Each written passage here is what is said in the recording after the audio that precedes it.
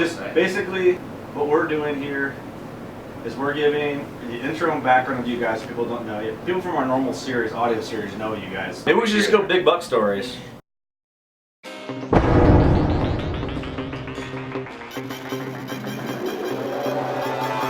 It's time for the Working Class Bow Hunter video podcast, exclusively on CarbonTV, produced by Whisperwood Outdoors. Starring Curtis Jeer, Steven something, and Eric Hey Man.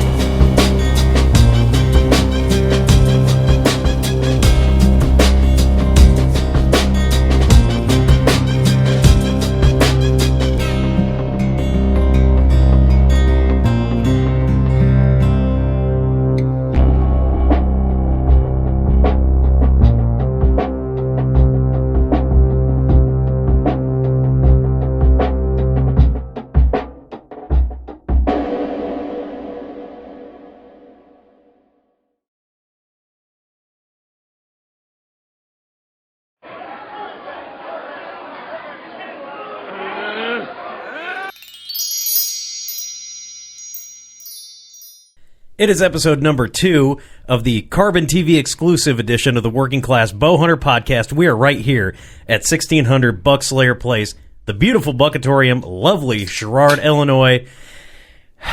We're on camera, so I'm a little nervous, guys. It's episode 2, man. We're professionals. You know, I actually had to wear something appropriate. I couldn't just come in here and wear pajama pants like I normally do. Times are changing. Hey, you know, it's small town Illinois, so you can basically get away with anything. I am Steve. That is Kurt. Kurt's in the house. In the studio today with us, Ross Bigger, Austin Chandler. If you don't know who they are, you'll find out here in just a couple of seconds. What's up, guys? How's it going? Good. Thanks for joining us on video. Oh, thanks for dressing up, guys. Yeah, they match shirts. We'll just get it off the table now. Man, I wish I would have. There's an accident because I have to we have the same stuff because you know we hang out the same people, same TV shows. We have all the same clothes. Hey, don't wear this. So I don't know. I know how that happened. We didn't have that conversation. We just showed up and we're like, oh damn, good taste. I got the old Math Wiz shirt because I'm anti-trophy tape. Nice. There you go. Whitetail apparel. Nice. What's up? I wore the Go Shoot Your Bow shirt that we sell on our website, workingclassbowhunter.com. The reason why I wore it, because I have 5 shirts, and we got one of these as a misprint. So that's why I'm wearing this shirt right now. And I had to put that shirt aside to wear this one. So either I was going to match you or I was going to match Austin. You guys got the hats on, though. You guys got the hats. Yeah, we got hats. Dude, we could have been matching hats and shirts. Wouldn't that have been wild? Next time. There's always a next time. Yeah. There is. We will pull it off. So welcome, guys. We've known you guys for a while. You guys have been on our regular podcast series on iTunes, workingclassbowhunter.com a ton of times now. You guys are part of the crew. We do a series called The Whitetail Angle with these boys where we talk about whitetail tactics, what's happening that time of year. We're getting ready to do volume 2 of that coming up real soon here. Yep. This has been recorded in the middle of, coming into June. So we got to cover summertime deer stuff. Yeah. But we've known you guys for a while. You guys are both big buck killers. I've drank Hennessy in a limo with everyone in this room. Yes. So we're practically brothers. Pretty much. Essentially, yeah. That's the cutoff point. Everyone's like, I've done so much of this guy. It's like, no. Well, Hennessy in a limo, brothers for life. You guys have been on Elites Respect the Game on Sportsman's Channel. You guys well known in our area. You guys don't brag because you guys have a reputation of getting on big deer, and you guys are humble about it, which makes it even cooler to hang out with you guys. Because just hanging out with you guys, I've learned so much, especially going to your man cave, being around all your giants and your man cave, and just sharing deer stories. So we figured today on the show, what we do is just talk about big buck stories, because that's hunting camp. That's what we do. Yeah. And you guys got big buck stories to tell. We don't like to brag, but it's always fun to talk about, relive the hunt and share it with your friends, and it's always a good time. All the adrenaline rushes you had. All the frustration and all the ups and downs. Yeah. Well, let's cut into we'll start with you, and I always want to call you guys Roston. And I'd have to. I don't know why it is. It's because probably whenever we all hang out, we're all like, you guys are together. I don't know. It's a weird thing. I mean, you guys really got to get just championship belts made because as if I envision you guys as pro wrestlers too, just getting it done each and every season. I think you guys need to get tag team belts, and if any guys kill bigger bucks in that area than you two, then they get the belts. I mean, it's kind of how things work. Start that up. Don't know. But okay. I'm just saying, dude. You guys are the reigning champs of your area, so that could happen. I'm just throwing it out there. I'm gonna fix a mic real quick. Be a lot of money for you guys, but good to I go. think it's worth it. Oh yeah, perfect. Good to go. Beautiful. All right, so we'll start with Austin. I almost called him Roston again. I had to think. My brain went looking at Ross. My brain went. So you double a lot. Like talking, I'm like, oh yeah, you're like, oh, I doubled up one year. I'm like, oh yeah, how many years have you done that? You're like, well, I guess I've done it every year except you said 1 year. Well, since 2009, I've doubled. Other than 2013, I shot one, and that was a muzzleloader deer. So I didn't have a very good archery season in 13. But other than that, I've doubled every year from 09 until last year. Dang, but the guy puts in more hours than you can count. Yep. Time shut the combine down, hopefully by the 1st of November, and live in the tree until the season's done, unless I've got my tags punched. And I think people see like success, like what you guys have had, and think that it just comes as casual as they might hunt. You can't trip into a 150. It takes a little bit of effort. You have to spend I love that. Yep. You can't trip into big deer, like just on consistently. I haven't figured out how to do it. I hope someday I can, but I try every year. I got a lot of log hours, a lot of hours to do that. Well, it's like in our conversations, you're like, oh yeah, there's a big deer in this area. Like you just found this last year. We won't go into detail on this, but a big buck that you were wanting to find his sheds, and I know you put the miles on to get that done, and you have to be willing to do that to be consistent and to get on big antlers, whether it's shed antlers or just big deer. So, I figured we'd start with probably my favorite buck in your whole trophy room, and it's the one that stands out to me the most because it has what everybody dreams of. And I won't mention that yet. I'm sure that this is video. It's in a house that he owns? Yeah, that's all I dream about is owning a house one day. So this buck is just probably the prettiest deer you could ever imagine, So let's just cut into that story. What did you call him? What was his name? Well, honestly, I didn't know that deer. It was one of those surprise deers. You're sitting there and he's in front of you and you're like, oh my God, that is an absolute giant, and I have never got a picture of him. Well, we'll cut back to it, but I actually did get a trail camera picture of this deer, and I snagged the SD card on the walk out. Go back to the house, talk to my brother about the shot, how I felt about the shot and everything that had happened. We popped the SD card in, we're scanning through it, and then boom, I'm like, oh my God, he's bigger than I thought. He was a nice one, but so you didn't think of a name right on the spot, right there? I just call him the double drop. He had a little 3-inch drop on the one side and then a big 6 or 7 inch on the other. And drop's a drop, man. Yeah, I'll take anything. It was easy to see that 7-inch drop hanging down when he's coming through the timber. And a huge spread. Yep, probably 20, it's got everything. 21. Yeah. So this was a different. You've told this story briefly on our regular series. I think we've done so many, they all kind of go together. But you killed so many big deer, I get them all mixed up. But something with you didn't kill this thing in the traditional way that you normally would have because of a unique circumstance. Yeah. So it was October 24th, 2011. Of course, we're still busy in the field, so I got a chance that afternoon to sneak out. I'm hunting this ground that I call the pasture. It's 160 acres. Used to run cattle on it. We don't anymore, so it's kind of growing up, getting thick. A lot of ridge tops, go down into some big draws. It's kind of hard to get into, but I've really been rewarded by sneaking into this place early, getting my stand set up early, and then just wait until the first week of November till they're really cruising. Just keep the pressure off of it altogether. So the goal was to sneak in there, get this stand set up for rut. So I knew I was on the early side, but I sneak in. There's this great big oak tree where several ridges come down and meet in the bottom.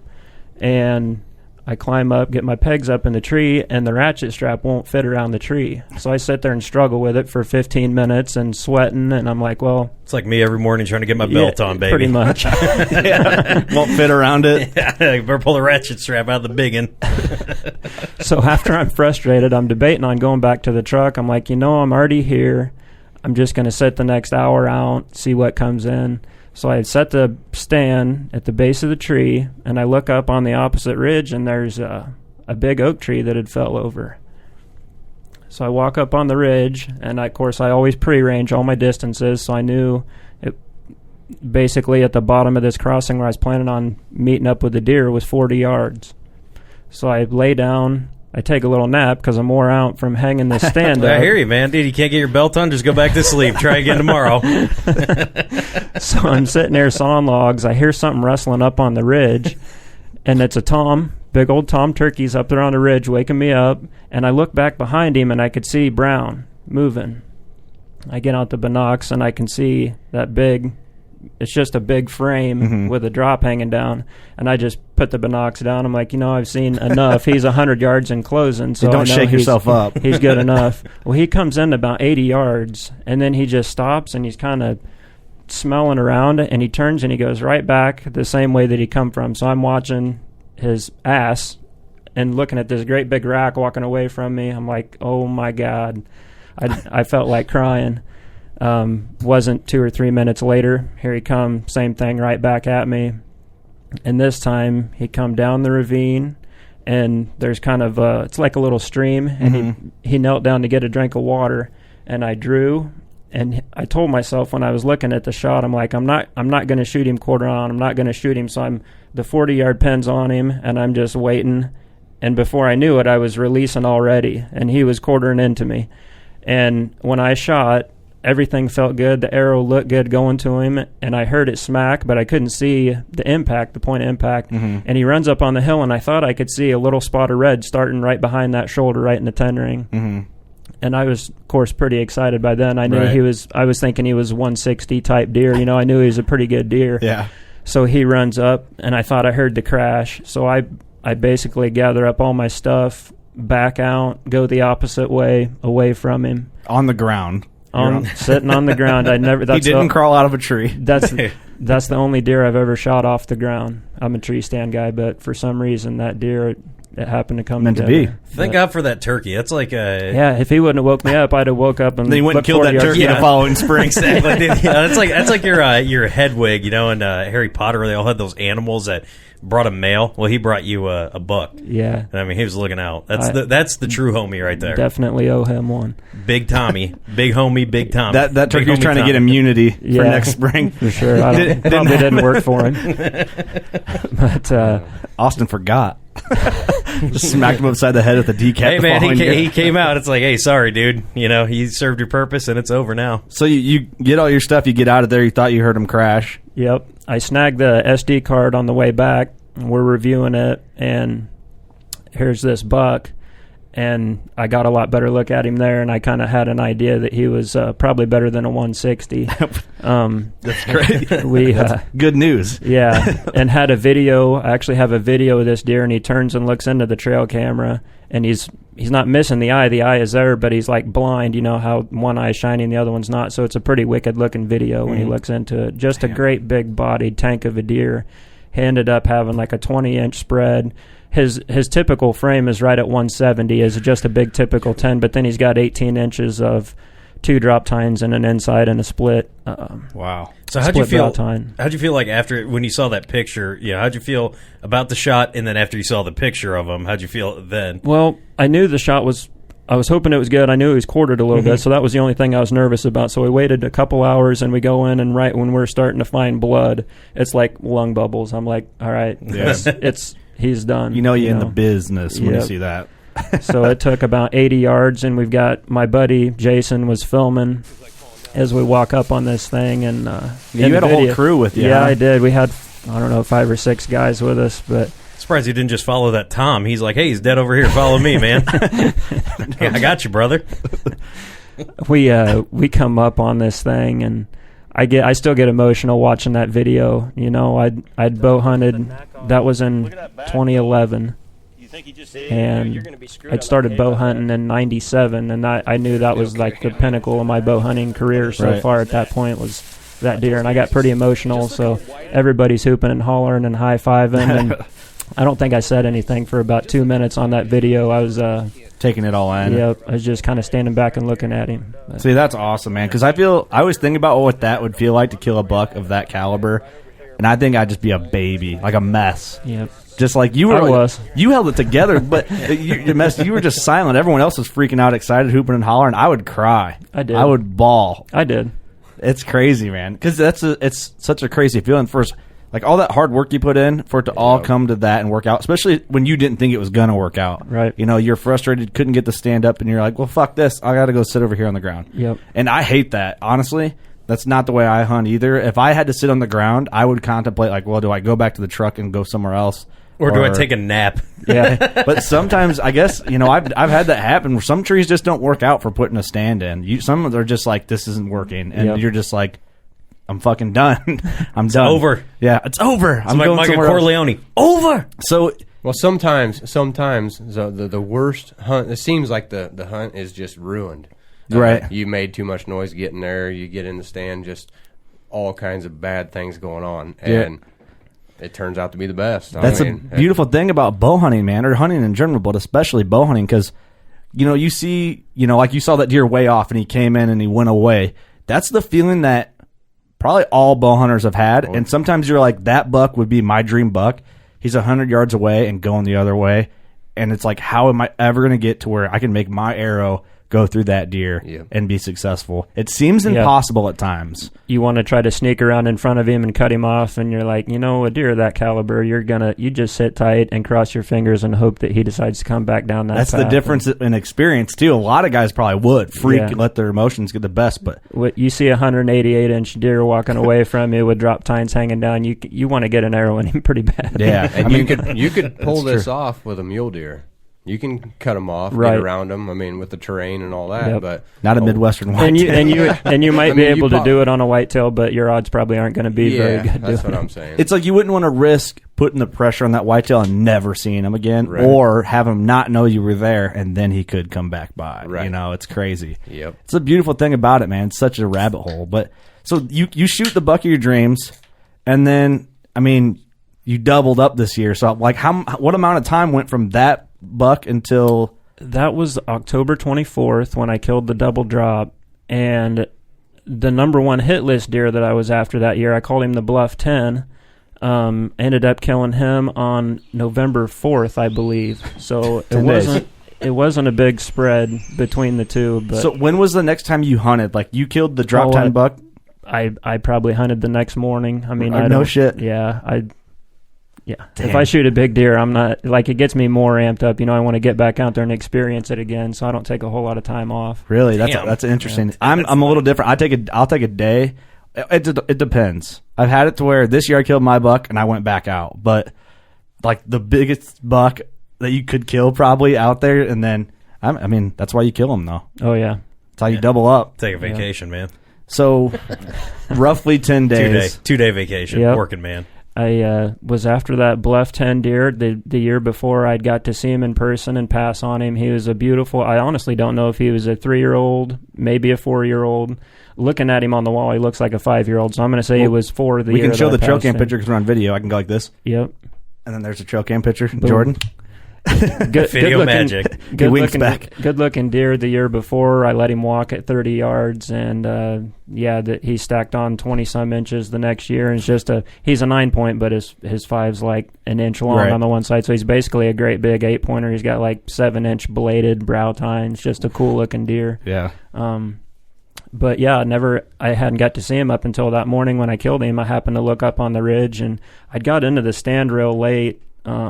It was like 7:45 when I got in the stand, and climb up in the stand, and there's deer. Just as soon as I get up in the stand, I think deer heard me walk in, and they're just deer crunching all around me, and a couple of bucks that I'd had trail camera pictures of I'd never seen before that morning. So I was kind of amped up, and it wasn't an hour. I looked up on the ridge, and he was standing up there looking down towards me. Which it's good to hear that, because you guys are big on this. We've done other podcasts about this. Yep. You don't have to go in the dark and wait for daylight. Sometimes going in after daylight You can bust a pay lot off. less deer. Yep. And that's something I learned from you guys. I always felt uncomfortable doing that. Like you said, you felt like you busted some deer, or like you hear them moving around because of you. Which it's a comforting feeling knowing what you guys know and saying like, now you can sleep in sometimes. Sometimes that's better. Yeah. Well, when the rut's on and they're up on their feet till all hours of the day, but 10, 11 o'clock, you see a lot of movement. It doesn't hurt my feelings to go in there to stand at 6:30, 7 o'clock when you have enough light to walk in and kind of can be quiet, assess the area. Yeah. With the amount of good deer on your wall, I mean that's something that take note. Out there listening that. Hey, even if you get in there a little bit late, your chances of killing a big deer are still there. Just make sure you get there before 9:30 break. Shout out all the working men out there and women. What the hell's that? Oh, you don't know about the 9:30 break? I don't know about that. Yeah. It's a union thing. Ross is the boss. He doesn't. Ross doesn't take breaks. He's like breaks. Farmers don't get a 9:30 break. Steve, also another tip. I don't know if you caught on to this while he was talking. You actually have to go to kill these deer. Yeah, that's another thing. Yeah, you actually be in the stand to kill deer. Right. It's tough out here when you don't have your buddy Kurt to call you to get up to go hunting every morning in November. Every morning, Kurt always makes sure that I. That was your weekly ball busting. Yeah, it was. Brought to you by Elite Archery. Every week, me and Kurt have to have a phone call down to the stand. We'll talk for like 15, 20 minutes about nothing, just driving down. He's like, all right, I'm pulling into my stand. I'm like, yeah, me too. Yeah, that's what happens. All right, so the Bluff 10, you see him, he's coming in. It comes in like he's on a string. I mean, I don't think I even called at this deer, and he's just like, he knew the tree I was in, and it was like it was meant to be. I'd killed that big double drop. I'm like, I'm just going to play it cool on this deer. If I'm blessed enough to get an arrow in him, so be it. And he jumps the fence 60 yards directly across from me, and just like he's on a string, just 20 yards broadside right in front of me. And I draw back. There, you can see in the video, I draw back ahead of time. I'm holding back for like a minute on this deer. So by the time I do shoot, I'm starting to get a little shaky, a little weak in the elbows. It was a pretty easy shot, and I kind of botched it. I hit him farther back than I thought, and I was pretty sick to my stomach. Mm-hmm. I watched the deer go off and watched him bed down, and I actually watched another deer that I called Sonny bump him up off of his bed and kind of scoot him around. Snort wheezing at him. He put on quite the show, but it was a pretty disgusting feeling to watch your wounded deer get bumped up off of his bed by another buck. I bet. I left him alone. It was 4 o'clock that afternoon when I went back in after him, and ended up not finding hardly any blood. And my dad, right at dusk, found just a little pin drop right on the neighbor's fence. So we basically hopped the fence, and there he is laying like 30 yards from the edge of the fence under a tree, and I got to put another arrow in him there right at almost at dark, and got to watch him go down. So it was just a season in a week. Yeah, a season that I'll probably never be able to top. Man, well, I hope you do. I do too. But that'd be awesome. I'm not holding my breath. Well, I mean, that proves, and we got the footage to show, like, you're not lying. It'd be funny if he was. He just made it up. He had the greatest story ever told. Giants. Well, Ross is in here, and he's killed some giants also. And you guys are kind of a team. I view you guys as a team. So you guys film a lot together. Team Roston. I love it. So you have a buck, man, that when I first went to your place, I freaked out over, because you've done a lot of my bow work, and I bring my bow into your shop there, and you have this just monstrosity of a whitetail off on the side, full mounted, and I'm like looking at this one, and then looking at one that might be bigger right next to it on the wall, and I'm like, is that 200 inchers? You're like, how close do you hunt to the nuclear power plant? Good Lord, look at these monsters. So since we're talking big buck stories, and it's your turn to steal the show here, let's talk about it. Break it down. It's showtime, if you will. And I'm gonna see what I did there. It's showtime. Ross is like not having anything you're putting Ross out doesn't right even now. care anymore. That was good, Steve. I like that. Okay, I appreciate it. No, Thank you. I actually, I'm going to talk about Showtime right after I talk about the 211. The 211, that's his name. That's how he got. He ended up, that was his final score. I want to talk about him real quick, because talking about watching deer's demeanor, different personalities, that was the most fun, the most personality, I guess, that I've seen out of a whitetail in the deer woods anytime. This deer, I goofed up, and it's going to be a short story because I don't have a whole lot behind him. I only ever got to see him twice, and the second time he got shot. But It's pretty good. Didn't know Yeah, didn't know pretty about good. him. I had actually ended up having a trail cam picture that I had saved a month ahead of this, ahead of killing him. But it was a blurry shot, and I couldn't tell what he was. But anyways, real tight rack. He came in one night. I went in, hung my climber, Summit climber, got all the way to the top of the tree, and it was 2:30. 4 does come running up the trail right to me, just perfect, like I thought these deer were going to move into. So 4 of them came up, and they bedded down. They bedded down right underneath me. That's a good thing and a This bad is thing. You're good. kind of like keep moving by. Like, Well, Yeah. at 2:30, I'm thinking, well, this is great. So I'm going to wait here another 5 minutes, and the big boy's going to come following up, and I'll shoot him, and it'll be great. be drinking a beer by 5. So 25 minutes goes by, and 2 of them are on their feet, 2 of them are laying down. They're just kind of milling around. And I thought, you know what? It's still way early. I'm going to shoot one of these does. And this was November 3rd. Don't ever do that. I killed a doe on November 6th one time, like the best day of the whole year. My. So I whacked one of these does, and it was a slam dunk. She was dead right on her feet, and I heard a noise down same trail they walked up on.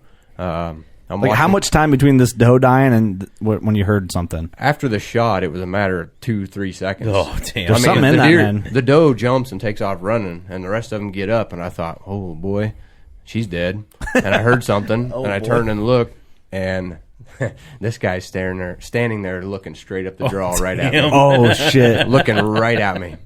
I mean, I'm like a silhouette hanging off the tree. So there's a 211-inch deer staring at your soul. Yep. When you're saying we were eye to eye. you're saying 211. This thing's official Pope and Young score was 211, right? Official score. He What was grossed it? 217.68. Just Total an inches. absolute freaking monster. Yeah. What he's probably 14 or 15 wide, but he's real just thin, but it just looks like a tree growing out of his head. He's Yeah, this deer is tight and just Yeah.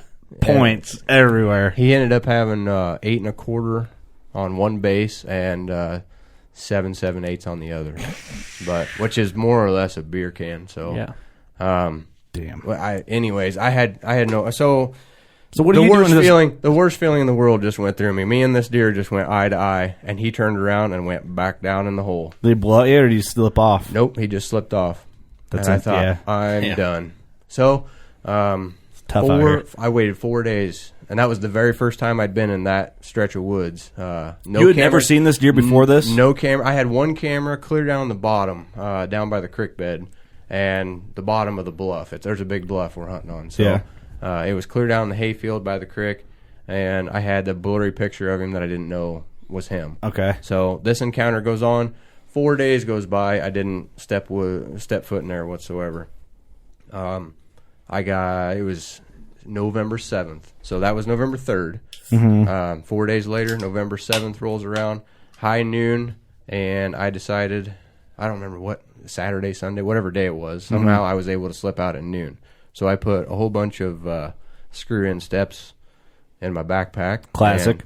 And I threw, I think, a Beagle deer stand. It's called a Beagle. Is it like a Farm King special? Yeah, it's like a 12x12 platform. Nice. So, anyways, Farm King special, like $9.99. So I grabbed this thing. I'd go in at noon, climb up. I went down deeper in the draw from where I had this encounter, where basically he was crossing the ravine through the bottom of it, and I thought if I could get up and see the bottom of that ravine, there's several trails come together, I'll have a better chance at him there. So You had this deer in mind the entire time. the whole time. I'm like, I've got to kill this deer. He was big. I don't know what I have no idea what he is, but he was a good one. I just seen some tines. So, screwed in, climbed up, got set. It was noon, 12:15, something like that. As soon as I got set, the entire time I could just hear tractors, combines, semis, noise really close. Like, what is going on? I finally figured it out. The neighbors are driving up and down their big dozer road, going down the bottom and picking that bottom field, and bringing grain carts were coming up left and right, flying around. And that's what all the noise was, all these tractors going by. And I thought, well, damn it, I'm screwed. I mean, all this noise, these deer aren't going to move around like farm they equipment's should. Different. And I sat there and waited, didn't see one deer the whole time. Saw a whole bunch of squirrels, didn't see anything. And right at last light, I don't know, it was probably 20 till 5. We were getting pretty close. And I seen a doe coming at me. And I was overlooking this ravine, on the downside of a ridge, but the other ridge across from me, on, if you can say the same side, it's kind of like a 4 or 5 big ravines come together right there. So there's all these big ridges coming together, flat tops to straight up and down. And I'm on one, and this doe's coming at me on another. And she's moving, so we're eye level, and she's moving real slow, just feeding, taking her time. Right. I'm like, well, that's good. There's a doe. I mean, maybe that's one of those does I shot up the other day.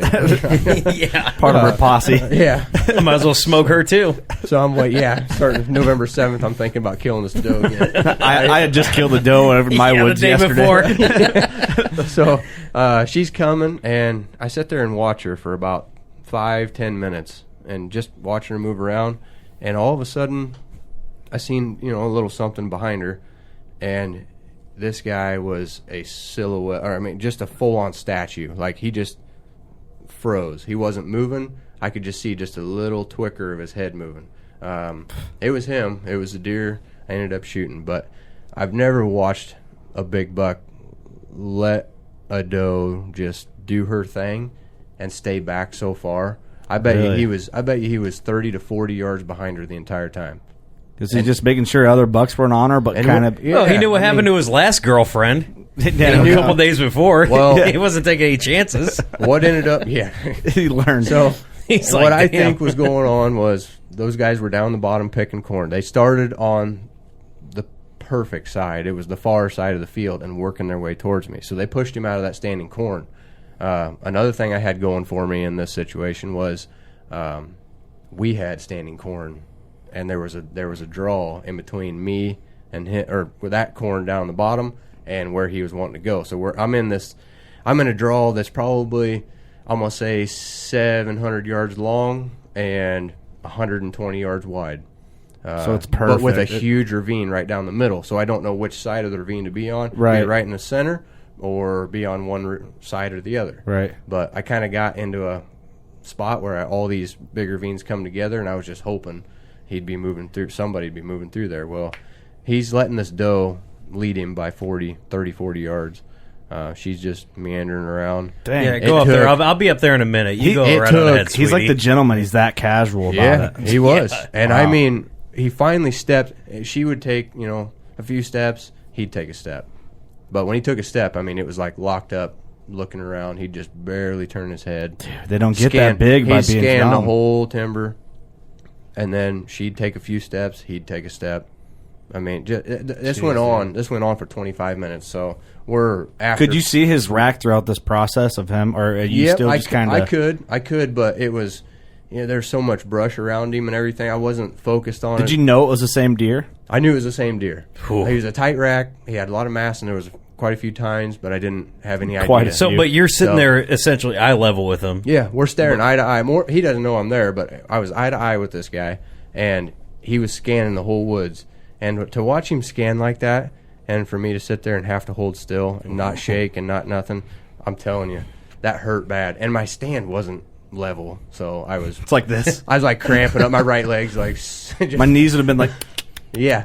So, anyway, she ends up dropping down the big ditch towards where all these ravines come together. Mm-hmm. And this story's going longer than I wanted to, but anyway, so she's rolling down. Our producer Jordan's like, "Yep, all right." A lot of editing. Good Well, hell, a 200-inch deer, that story can run on for an hour, dude. So Who cares?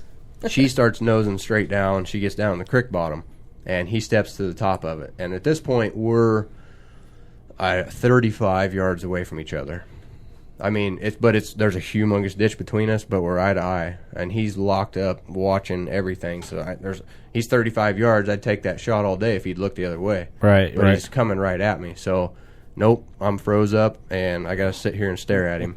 Well, he locked up there and she went to the bottom, got a drink, and dinked around for another 5-10 minutes. Like, it's getting too close to shooting light. Like, we got to be shutting down here. And finally, she makes the move and walks up the creek and around the corner, so he can't see her anymore. So he's getting and like, he waited, and I swear it seemed like 3.5 hours, but I think it was like 30 seconds. He decided that he scanned one more time and lowered his head and just started one step at a time, coming right down that big steep draw right underneath me. And right underneath me, so I'm at the top of this draw. So I'm like 25, 30 yards above, not 25, 30 feet. Like, I'm way up high, and he's straight down to the bottom. And it was more or less a straight down shot by the time he got to where I could shoot him, and he wasn't looking or couldn't see me. And I drew back, and I sent an arrow off, and I tried to get the angle. Trying to shoot straight down on a deer is pretty tough. But yeah. I did not want to hit that spine, so I held off to one side just a little bit, but behind the shoulder. Well, this deer, as old as he was, I think that meat is so stinking thick right around that spine. Just tough. I missed the spine for sure, but I didn't get a pass through. So it just went straight down through and hit the other side and the chest cavity and almost came out, but didn't. But anyways, I hit him. He takes off and runs down the creek. And it's all kind of going downhill, following the bluff. And he takes off, and he makes it probably 30 yards, jumps the creek into a big, dead, fallen oak tree, and crashes and flops, and he's going back and forth, just thrashing inside. He got tangled up inside this tree. Oh, dude, I can't even imagine. Snaps the arrow off, and I could see the luminoc just drop somewhere, and then it went out. I couldn't see it anymore. It was just black. And the sun was setting. It was dark enough that I couldn't. It's one of those things I could see looking out, but I couldn't see looking straight down into the bottom of this ravine. Right. So I could just hear it. So I sat there and listened, and I heard him get up, and he walked off. Oh, And I thought, boy, I'm done. I don't know what happened. I swear I got him, but how in the world did he get up? Well, he's just tough, and we ended up going out the next morning. Oh, you waited overnight? Well, yeah, I had to wait overnight. I would have too, but I would have been scared as shit. We went over there, and we found a speck of blood. I mean, it was a little splatter where he snapped that arrow off, and that's it. Did you ever find the rest of that arrow? Yep, my brother, he's a bloodhound. He ended up finding that arrow in the bottom of the creek, and the creek put the luminoc out because it's water. Oh, really? And that's why you shoot nocturnal. But damn. Anyways, plug.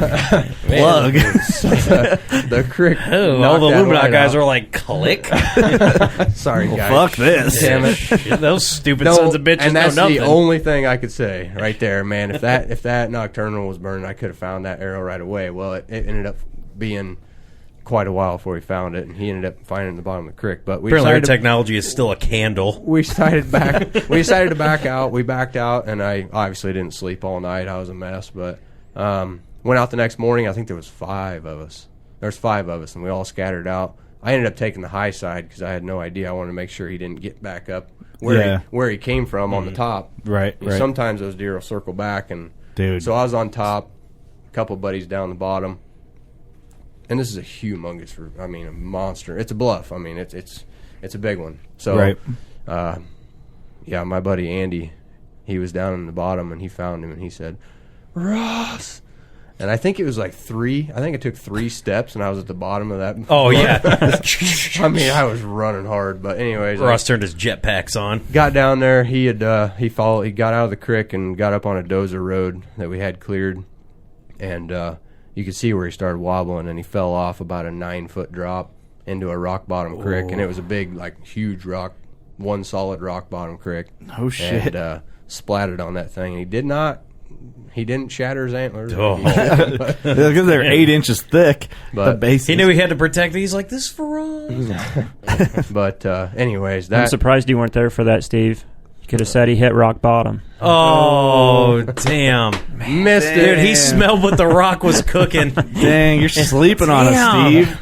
I was so, man. Fuck Steve. We're getting somebody else that likes wrestling on this podcast. Son of a bitch, dude. I'm surprised you picked that. That was handed to you. I don't even like wrestling. I love that one. Damn. That's the best wrestling reference ever made on the Working Class Bow Hunter. Hey, guys, you know what? It doesn't matter. That's another rock saying. Never mind. Nope. Never mind. Don't know it. There, guys. So anyways, we were pretty pumped. He got the people's elbow. We got to pull him out, I'm gonna and save he was myself. he was only like 15 yards. We had to pull him out of the creek 15 yards from the edge of the hayfield, so I was able to pull right up. But Best Dang, dude. best part of the story, though, how old were you when you shot that deer? 17, 18. Dang, you're youngin'. Damn. 17 or 18. Imagine that. I mean, you can see why he got bit by the bug, and I was the same way. My first buck was 164 and 5/8. So Yep. when you start out with deer like that, you know, it's like you That's get a bit. monster. Yeah. You You get guys bit. didn't That's celebrate. true. You guys can't even drink We did a legally. legally. You should have seen the Hey, doe we Steve shot last year. Yeah, exactly. If you can't drink legally, drink illegal alcohol, moonshine. There you go. Disclaimer: don't do that. That is against the law. Follow Okay. all laws. The working class bow hunter So says I- follow all laws. I went off on the 211 instead of the 2. I'm sorry. I No, it's all turned good. that around, but No, I love that story. That was a great short I've never story. heard that full explained story. yep. But I think we covered a lot of big buck stories. Yep. Thanks, guys, for coming along and sharing Yeah. that with us. Yeah. Steve, thank you for thanks for showing up. Yeah, thanks for not. Yeah, I didn't showing even. Dude, I had one job was to make wrestling references, and I screwed it up. Yeah, man. I screwed it I up hope bad. you don't sleep tonight. Yeah, me too. I won't. Dude, I will Yeah. lose as much sleep as I can. Good, good. Well, guys, thank you for joining. Thank you for tuning in. Check out workingclassbowhunter.com. iTunes, we do our normal podcast every week, new episodes every week. Shout out Whisperwood Outdoors Yeah. for helping us out with all this. Check us out, workingclassbowhunter.com, all social media, Whisperwood Outdoors, all social media. They are the brains behind this operation. And I think that's it. You know what to do. Go shoot your bow.